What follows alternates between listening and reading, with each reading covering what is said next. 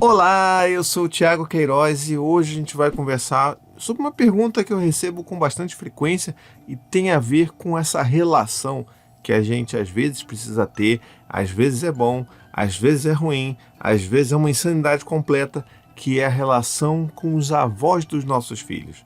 Como é que deve ser lidar com avós que pensam de uma forma tão diferente sobre a criação de filhos, quando a gente está principalmente tentando fazer uma coisa diferente?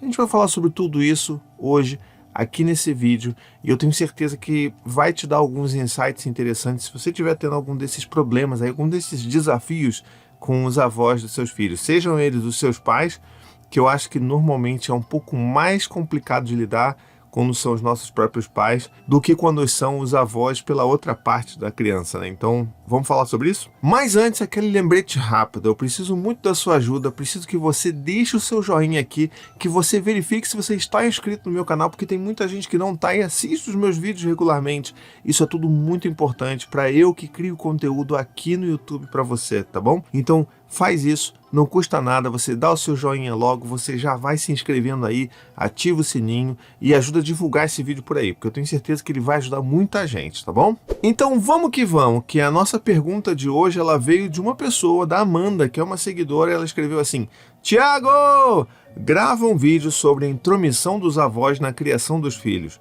Por aqui pratico a educação respeitosa, mas na primeira oportunidade os avós querem brigar, punir ou oprimir o meu filho, bebê de 1 ano e 10 meses. Por favor, preciso saber o que fazer.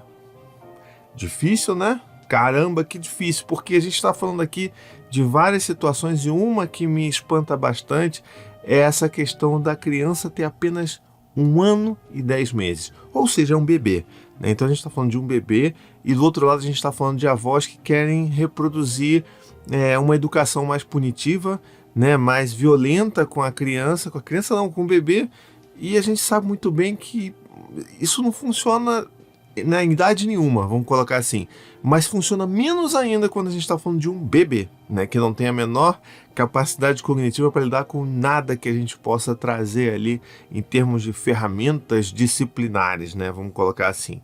Mas vamos conversar um pouco sobre isso então. Vamos então primeiro entender que existem vários níveis, né, que a gente pode falar aqui de envolvimento dos avós, né? Então assim, eu sei que é muito mais difícil, por exemplo, quando os avós fazem parte dessa rede de apoio consistente no cuidado dos nossos filhos. Não é o nosso caso aqui, que a gente não tem rede de apoio, mas eu sei que tem muitas famílias que dependem dos avós para, né, poder trabalhar, por exemplo. Então, assim, não dá pra gente sair metendo o pé na porta, né? E de uma forma geral, assim, eu sou muito mais partidário da gente tentar construir um diálogo com as pessoas que estão ao nosso redor, com as pessoas que são importantes, que nós amamos, do que, de fato, sair, né, distribuindo treta por aí. Mas eu sei também que existem pessoas que o diálogo não vai acontecer. Então vamos falar um pouco mais sobre isso na prática, né? A primeira coisa que a gente precisa entender é que existe um abismo geracional aí entre nós e os avós dos nossos filhos, né? Normalmente, se você está vendo esse vídeo, é porque existe esse abismo, porque você quer criar de uma forma diferente que os seus avós pensam para os seus próprios filhos, né? E muito provavelmente esses avós são os nossos próprios pais, e aí a gente precisa exercer um pouco dessa empatia, de tentar olhar assim e falar assim, poxa, peraí, faz sentido mesmo que eles se sintam tão julgados, ou às vezes até tão provocados pelo que a gente faz com os nossos próprios filhos, porque eles veem isso como uma crítica, uma afronta direta aos próprios cuidados que eles ofereceram a nós mesmos, né? Ou ao outro cuidador dos nossos filhos, seja o pai ou a mãe.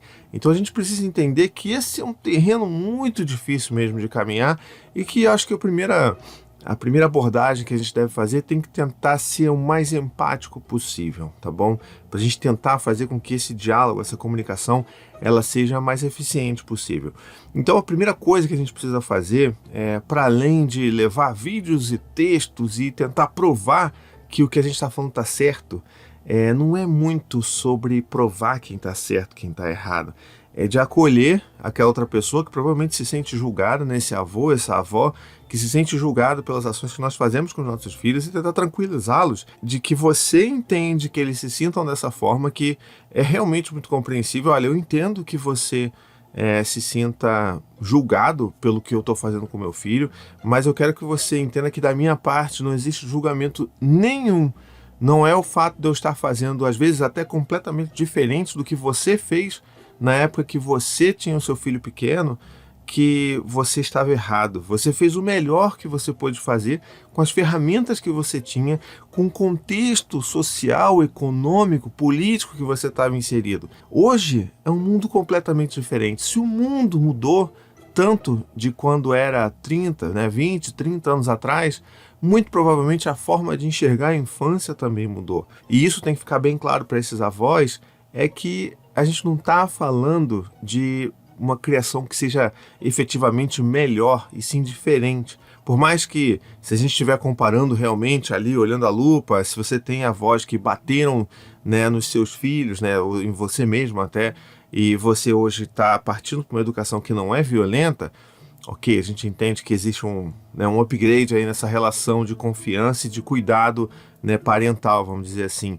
Mas eu acho que esse comparativo ele tem que ficar completamente fora dos nossos corações, da mesa de conversa, de tudo, porque a gente precisa primeiro acolher essa pessoa que está se sentindo, primeiro, muito culpada por tudo aquilo que ela fez e que ela hoje talvez entenda estar errado, né, com o seu próprio filho.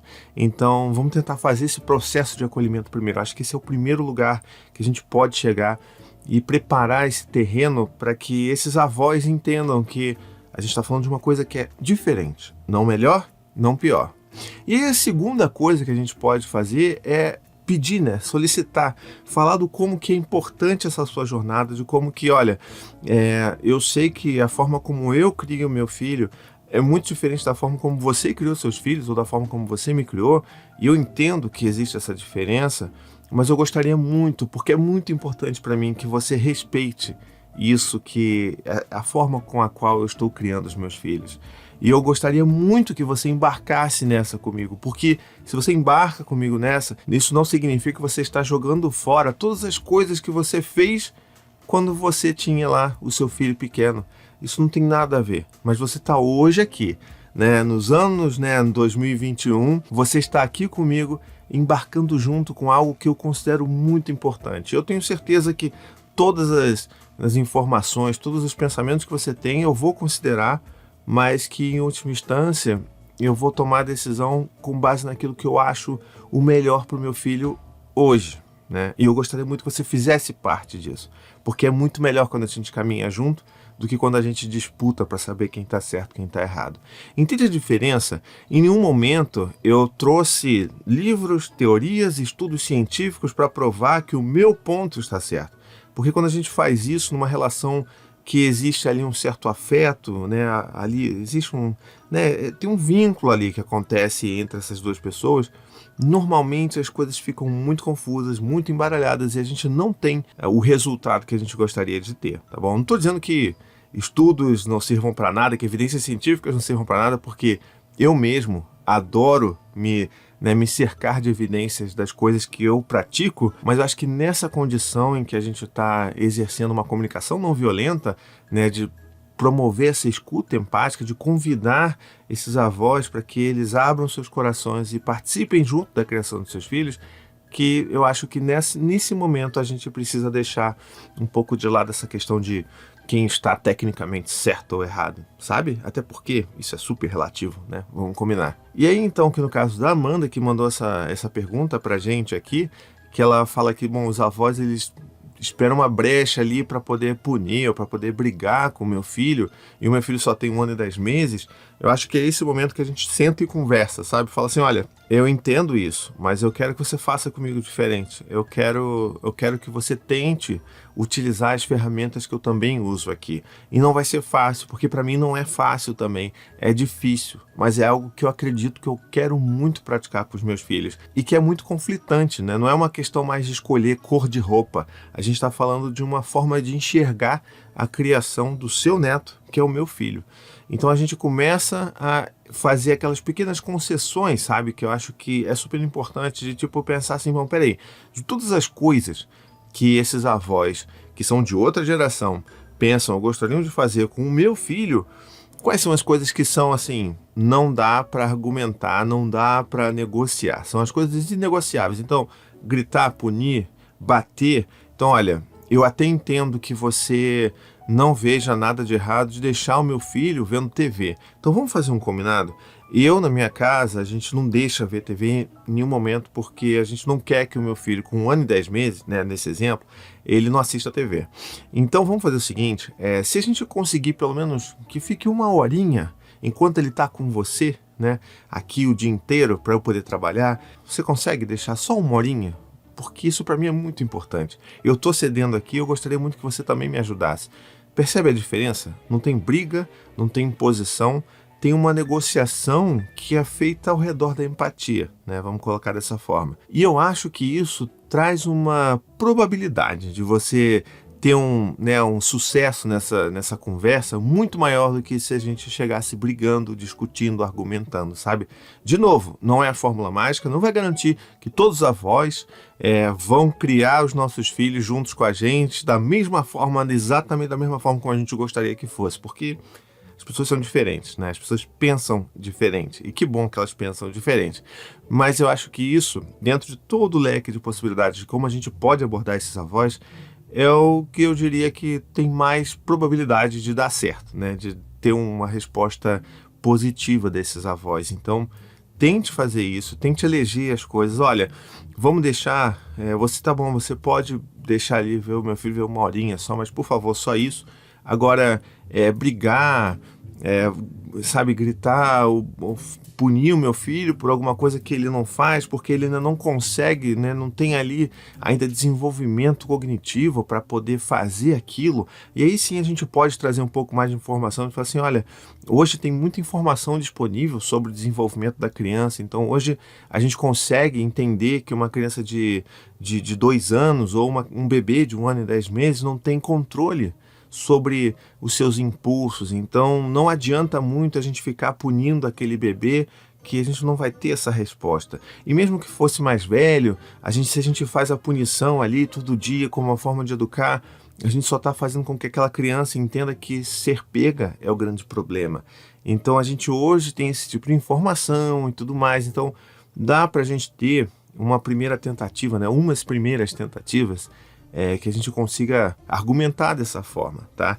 E aí, é claro, a gente torce, ora para os céus para que a coisa dê certo, para que a gente consiga ter aquela resposta um pouco mais, vamos dizer assim, compatível com o que a gente faz no dia a dia com os nossos filhos. Então, vamos lá. A gente entendeu isso, existe essa possibilidade, eu dei já as dicas de como que a gente poderia começar essa discussão e abordar isso com os nossos, né, pais ou com os nossos sogros, né, e sogras, mas existe sim um limite do diálogo. Existem pessoas que não estão completamente abertas para esse diálogo, que não vão entender que isso é importante, que não vão se dispor a ouvir você, que vão apenas estar ali em suas próprias, né, subjetividades, dispostas a atacar e criticar você. Existem pessoas assim.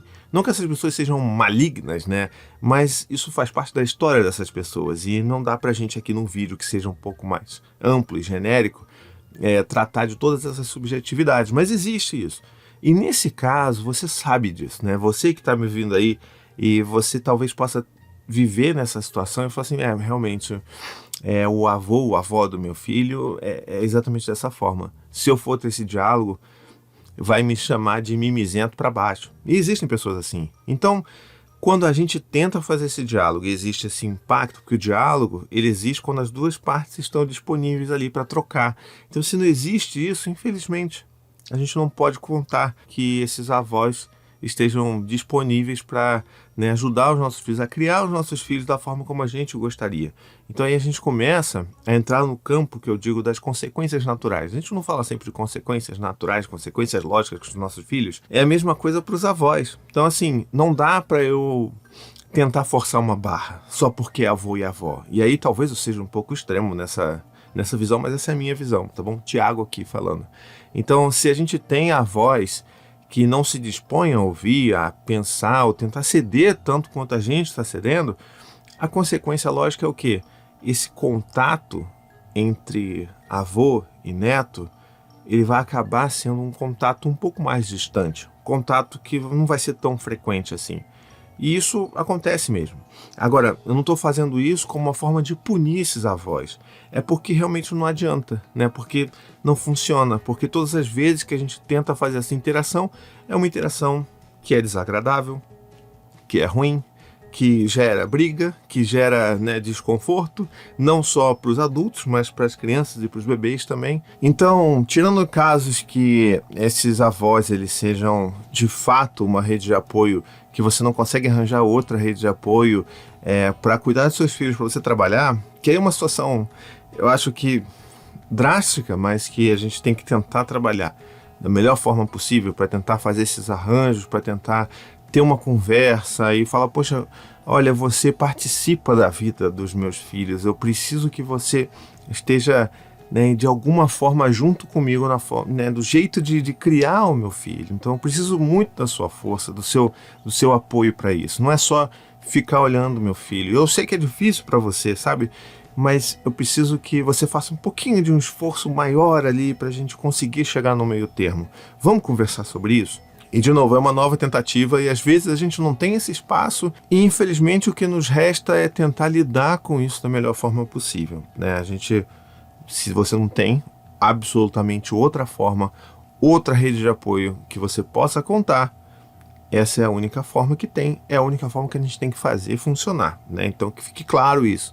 Mas, tirando isso, na relação em que os avós participam na vida dos netos de uma forma mais esporádica, né? Ou seja, visitando o fim de semana, visitando um dia aqui, outro ali, ficando alguns dias com seu filho para você poder dar uma passeada e tudo mais, a coisa muda de figura, porque se esse cuidador, que é o avô ou a avó, não consegue ser uma pessoa que minimamente vai estar ali fazendo algo que esteja, né, mais ou menos alinhado com as coisas que você já negociou e já flexibilizou e tudo mais, a consequência para mim natural é que a gente vá buscar menos o apoio dessas pessoas. Sabe aqueles amigos que você percebe depois de muitos anos que a relação era meio abusiva e que aquele seu amigo, na verdade, só queria se aproveitar de você e sempre foi uma relação muito esquisita, ele sempre zombou de você, botou você para baixo, aí você de repente fala assim, não, peraí, por que eu estou me submetendo a isso? Não, então não vou mais, não quero continuar mais com essa relação. E eu sei que amigo e, né, pai, avô, mãe, avó, é uma relação diferente. Não estou falando que é a mesma, né, que está ali no mesmo nível. Mas é uma relação do mesmo jeito, em que a gente pode optar, sim, dar essa afastada. Porque é uma afastada natural. Não é uma afastada para você punir aquela pessoa, porque ela não está fazendo tudo que você gostaria que ela fizesse, entende? Estou tentando ser bem cuidadoso nessa fala aqui, porque eu sei que ela pode gerar um pouco de confusão, mas de novo, é muito a minha visão sobre as coisas. Eu não vou conseguir deixar os meus filhos com alguém que eu não confio, que vão criar os meus filhos ou que vão cuidar dos meus filhos de uma forma minimamente alinhada com aquilo que eu gostaria de fazer, eu gostaria de praticar, né? Então, rola muito isso. Eu acho que passar por esse momento em que às vezes a gente até precisa viver esse luto da expectativa que a gente criou de ter avós que estão ali juntos e aprendendo e vibrando com as coisas que a gente está aprendendo no cuidado da infância, a gente vai ter que viver com esse luto mesmo. E é um luto difícil, porque tem essa idealização que a gente possa ter feito, né, de como seriam, de como se portariam esses avós, de como nós sonharíamos que os avós dos nossos filhos fossem, e tem a realidade. E a gente vai ter que pesar isso para saber o que vale a pena, o que dá para investir, o que dá para flexibilizar. Então, de novo, como todas as relações da nossa vida, a gente precisa fazer esse exercício. O exercício de escutar, de tentar conversar, de criar esse diálogo e de fazer essas escolhas que, na maioria das vezes, são escolhas muito difíceis, né? Não dá para você colocar num vídeo de YouTube todas as soluções possíveis e imagináveis para você resolver um problema de relacionamento. Mas eu acho que eu consegui dar para você aqui algumas direções, algumas dicas de como que eu vejo essa situação. Porque no final das contas, essa é a minha visão também de enxergar isso.